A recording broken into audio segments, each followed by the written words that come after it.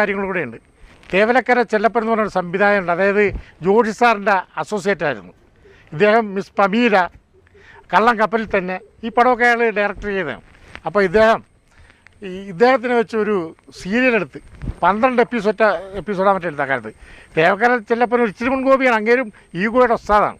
അതിൻ്റെ അപ്പുറം രതീഷും ഇവർ തമ്മിൽ ചേരാതെ വന്ന് 12 എപ്പിസോഡും ഇദ്ദേഹത്തിൻ്റെ മുൻകോപം കൊണ്ട് കത്തിച്ച് കളഞ്ഞു. കാരണം ഈ തേവലക്കര ചെല്ലപ്പൻ എന്ന് പറഞ്ഞ ആൾക്ക് മുൻകോപം, ഇയാൾക്ക് മുൻകോപം.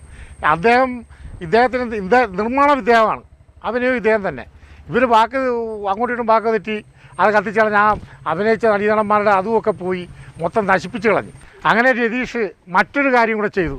തേവലക്കര ചെല്ലപ്പൻ ഇദ്ദേഹത്തിൻ്റെ സ്വകാര്യ തോക്ക് വെടിവെക്കാൻ വേണ്ടി തോക്കെടുത്ത് അദ്ദേഹം ഓടി രക്ഷപ്പെടുകയായിരുന്നു. ഈ ചെല്ലപ്പൻ എന്ന് പറഞ്ഞ ഡയറക്ടർ ഓടി രക്ഷപ്പെട്ടില്ലായിരുന്നെങ്കിൽ ഏതെങ്കിലും ഭാഗം നഷ്ടപ്പെട്ടു പോയാനാണ്. അങ്ങനെയൊക്കെ സംഭവങ്ങളുണ്ടായി. പിന്നെ രതീഷ് കാണിച്ചാൽ ലഹരിക്കടിയുമായി